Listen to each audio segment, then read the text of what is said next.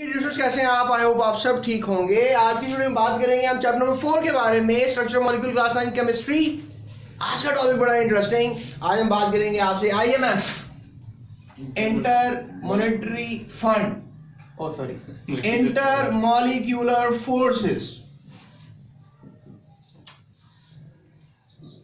अब ये basically topic एक ऐसा टॉपिक है जो कि बड़ा जबरदस्त टॉपिक है। आपने पढ़ा कि एटम्स के दरमियान जो एक ताकत होती है उसे हम कहते हैं केमिकल बॉन्ड। आपने पढ़ा कि जो केमिकल बॉन्ड है वो या तो कोवलेंट बॉन्ड हो सकता है, या फिर वो आयोनिक बॉन्ड हो सकता है, या मेटेलिक बॉन्ड हो सकता है। ये बेसिस है केमिकल बॉन्ड, ये एटम्स के बिटवीन एटम्स। स्टूडेंट्स याद रखो कि एटम्स अगर जुड़ जाते हैं, लेट्स से दैट जैसे ये एटम हाइड्रोजन है, ये एटम क्लोरीन है, हाइड्रोजन और क्लोरीन आपस में जुड़ गए, ये जो ताकत है एटम के दरमियान इसे हम कोवेलेंट फोर्स कहेंगे।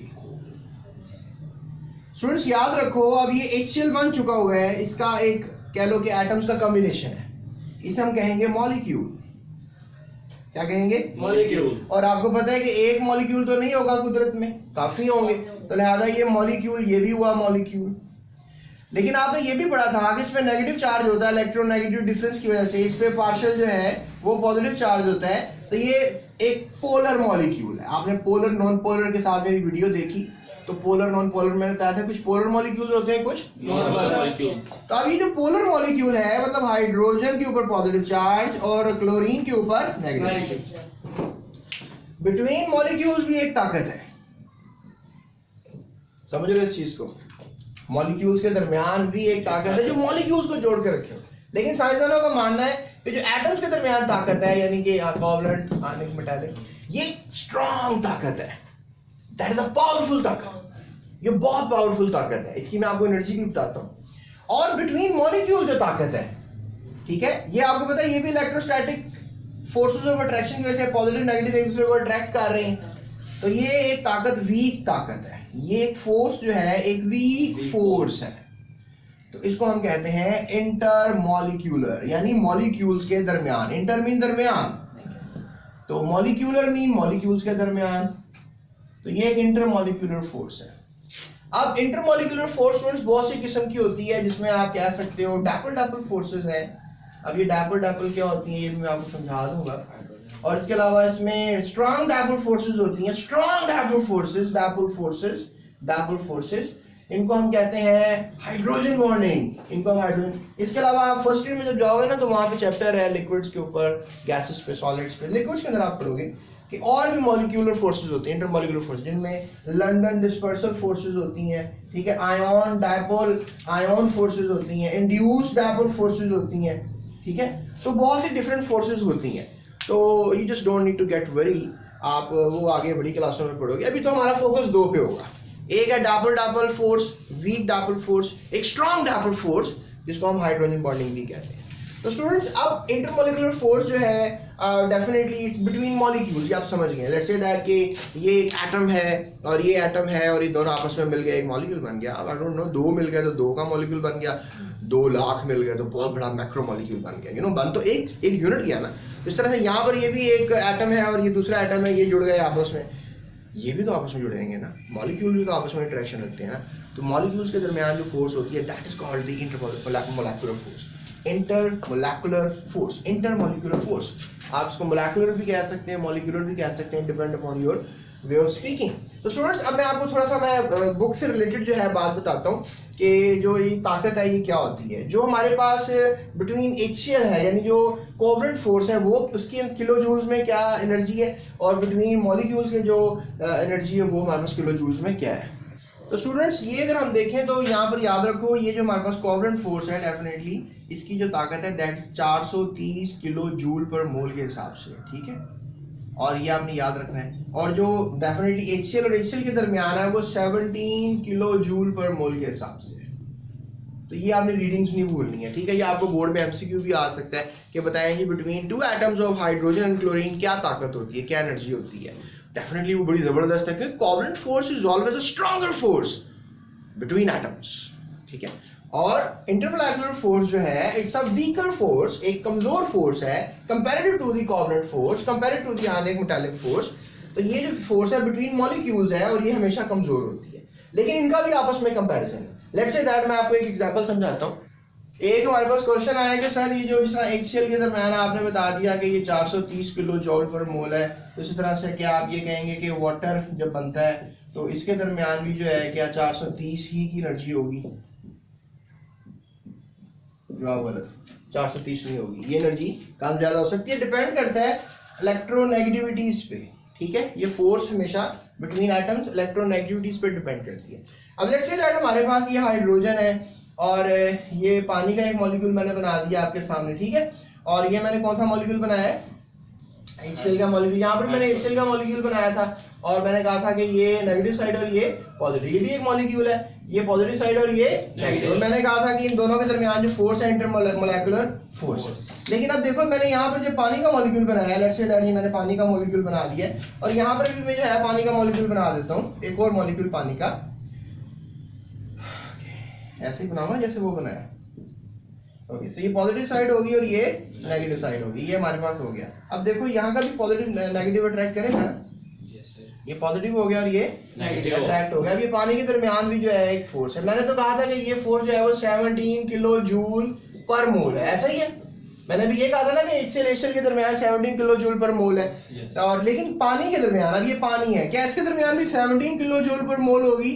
तो फिर कोई बात कि ये बात सही नहीं होगी। हो सकता है कि इन दोनों के दरमियान ज्यादा अट्रैक्शन हो मॉलिक्यूल्स के दरमियान, इनके दरमियान कम। ये देखो ये पोल है, ये पॉजिटिव पोल है और ये नेगेटिव। ये एक पोल दो पोल, ये भी पोल है और ये भी पोल है, ये नेगेटिव पोल है, ये पॉजिटिव पोल है, ऐसा ही है। तो दो पोल हो गए ना, कितने पोल हो गए? दो। तो मैं क्या बोलूंगा? डायपोल। आई बात समझ में? अभी डायपोल है, डायपोल नहीं है, क्योंकि अगर मैं लेट्स से इधर एक और बना देता हूँ, ये लो, अब समझ रहे हो बात? Yes sir. अब ये भी डायपोल, ये भी डायपोल। अब मैं कहूँगा डायपोल दो दफा होगा तो दो दफा लिखूंगा ना। तो डायपोल फोर्स है। ये कौन सी फोर्स है? Dipole force. ये वीक है, क्योंकि साइंसदानों ने ये बात प्रूव की है। कैसे? उन्होंने कहा कि जब HCl को तोड़ना हो तो कम एनर्जी चाहिए, HCl को, जब वाटर को तोड़ना हो तो ज्यादा एनर्जी चाहिए, इसलिए इन्होंने इसको नाम दिया स्ट्रॉन्ग डायपोल का। क्या नाम दिया है? स्ट्रॉन्ग डायपोल को। स्ट्रॉन्ग। और स्ट्रॉन्ग डायपोल को आप क्या कहते हो? उन्होंने कहा कि जब भी हाइड्रोजन इंटरेक्शन में आता है ना ऑक्सीजन के, या हाइड्रोजन इंटरेक्शन में आता है फ्लोरीन के, या हाइड्रोजन इंटरेक्शन में आता है नाइट्रोजन के, स्ट्रॉन्ग डायपोल्स पैदा होते हैं। समझ गए? देखो हाइड्रोजन इंटरेक्शन में आया किसके साथ? ऑक्सीजन के साथ। वाटर है, लेकिन इसमें हाइड्रोजन इंटरेक्शन में ऑक्सीजन के साथ आ रहा है। यहाँ पे हाइड्रोजन किसके साथ इंटरेक्शन में आ रहा है? तो यहाँ वीक है। लेकिन साइंसदानों का मानना है हाइड्रोजन चाहे ऑक्सीजन के साथ आ जाए, हाइड्रोजन चाहे फ्लोरीन के साथ आ जाए, चाहे हाइड्रोजन चाहे नाइट्रोजन के साथ, स्ट्रॉन्ग डायपोल्स बनाता है। फर्क भी किया हमने, इनको हमने डॉट बना देते हैं, लेट्स से दैट, फर्क ही करना है ना। इनको हम इस फोर्स को हम डॉट से शो कर देते हैं, इसको हम लाइनर से शो कर देते हैं, या थोड़ा फर्क कर देते हैं, ताकि हमें ये पता लग जाए कि ये इन दोनों में क्या है, फर्क है, इन दोनों में डिफरेंस मौजूद है। तो स्टूडेंट्स ये हमारा टॉपिक है इंटरमोलेकुलर फोर्सेस। इंटरमोलेकुलर फोर्सेस क्या होती हैं? It's some forces between molecules और not a forces between atoms. आपको पता है फोर्सेस बिटवीन एटम्स तो केमिकल बॉन्ड कहलाते हैं। फोर्सेस बिटवीन मॉलिक्यूल्स, अब आपको पता है बहुत से मॉलिक्यूल्स हैं। Let's take another example. Students यहाँ पे अगर एक और एग्जांपल लेंगे तो आप HF को देख लें, ठीक है। Let me just draw it with the black pen. HF, ये बॉन्ड है इसके दरमियान, यू नो HF एक कंपाउंड है, हाइड्रोफ्लोरिक। क्या नाम है इसका? हाइड्रोफ्लोरिक एसिड भी कहते हैं इसको, हाइड्रोफ्लोरिक एसिड, फ्लोरिक एसिड। तो अब ये देखो, ये बन गया, ये बन गया, ये बन गया, राइट? समझ रहे हो? yes. कितने हो गए? Covalent force between atoms. yes. तो ये मॉलिक्यूल हो गया ना एक। yes, ये क्या हो गया? मॉलिक्यूल। ये भी क्या हो गया? मॉलिक्यूल। ये भी क्या हो गया? मॉलिक्यूल। ये पॉजिटिव साइड और ये नेगेटिव। हमें याद है फ्लोरीन की इलेक्ट्रॉन 4.0 होती है। yes, सबसे ज्यादा। Yes sir. प्रोडक्ट टेबल में सबसे ज्यादा इलेक्ट्रोनेगेटिव एलिमेंट फ्लोरीन है, छोटा भी फ्लोरीन है। और ये पॉजिटिव साइड, ये पॉजिटिव साइड, ये नेगेटिव साइड, ये पॉजिटिव साइड, ये नेगेटिव। ये देखो, अब पॉजिटिव नेगेटिव क्या करेंगे? अट्रैक्ट करेंगे, और ये भी हाइड्रोजन बॉन्डिंग चलाएगी। पता है क्यों? क्योंकि मैंने कहा जब भी हाइड्रोजन ऑक्सीजन के साथ आएगा हाइड्रोजन बॉन्डिंग का स्ट्रॉन्ग डायपोल होगा, और मैंने कहा हाइड्रोजन जब भी फ्लोरीन के साथ आएगा तब भी स्ट्रॉन्ग डायपोल होगा। तो ये भी हाइड्रोजन बॉन्डिंग है। हाइड्रोजन जब क्लोरीन के साथ इंटरेक्शन में आ रहा है तो फिर मैंने इसको वीक डायपोल कहा। मतलब एक हाइड्रोजन HCl था ना, HCl, और ये भी क्या था, HCl, ये था ना, समझ रहे हो कि नहीं? yes sir. तो दैट मेक्स एन आइडिया, जो मैंने थोड़ी देर पहले आपको समझाया। सो ये हमारे पास सारा सिनेरियो है। एचएफ आपकी बुक में समझाया गया है, इसके अलावा वाटर समझाया गया है, और इसके अलावा एचएफ तो नहीं समझाया गया हाइड्रोजन बॉन्डिंग में, लेकिन मैं अभी आपको हाइड्रोजन बॉन्डिंग पे बातें खत्म नहीं करूंगा। हाइड्रोजन बॉन्डिंग पे मैं मजीद आपको बातें बताऊंगा। और मैंने आपको ये भी बता दिया कि पार्शियल पॉजिटिव, पार्शियल नेगेटिव, एक चीज मैं आपसे शेयर करूंगा, इनको हम वॉन डेर वाल्स फोर्सेस भी कहते हैं, सबको, स्ट्रॉन्ग डायपोल को, वीक डायपोल को, सबको। इंटरमोलेकुलर, जहां पे लिखा हो ना IMF, इंटरमोलेकुलर फोर्सेस, इसमें हमें वॉन डेर वाल्स फोर्सेस भी कहते हैं। क्या कहते हैं हम? वॉन डेर वाल्स फोर्सेस, क्योंकि वॉन डेर वाल नामी साइंसदान ने सबसे पहले इन फोर्सेस के बारे में बताया था। उसने सबसे पहले हमें आइडिया दिया था कि आखिर ये फोर्सेस क्या होती हैं। उसने अपने पेपर सबसे पहले लिखे थे। That makes an idea intermolecular forces क्या होती हैं। अब हाइड्रोजन बॉन्डिंग एक स्ट्रॉन्ग डायपोल बनाती है, उससे हमारी कुदरत में बड़ा फर्क पड़ता है, क्योंकि पानी में हाइड्रोजन बॉन्डिंग मौजूद है, और पानी इस दुनिया में बहुत ज़्यादा है, तो भरी पड़ी है ये दुनिया पानी से।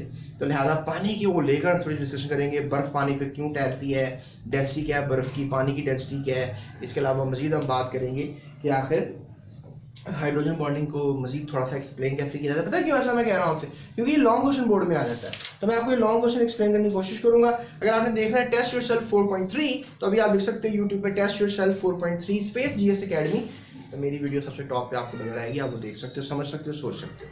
तो स्टूडेंट्स, ये था हमारा आज का वीडियो पैगाम आपके लिए, जिसमें हमने आपको बताया इंटरमोलेकुलर फोर्सेस के बारे में। वीडियो का पार्ट 2 लाजमी देखिएगा, उसके अंदर मैं आपको बताऊंगा कि कैसे ये फोर्सेस जो हैं हमें डेली लाइफ में, कुदरती लाइफ में हमारी हेल्प कर रही है। So that's it, thank you so much. अपना ख्याल रखिएगा, इस चैनल का भी ज़्यादा सब्सक्राइब लाजमी कीजिएगा।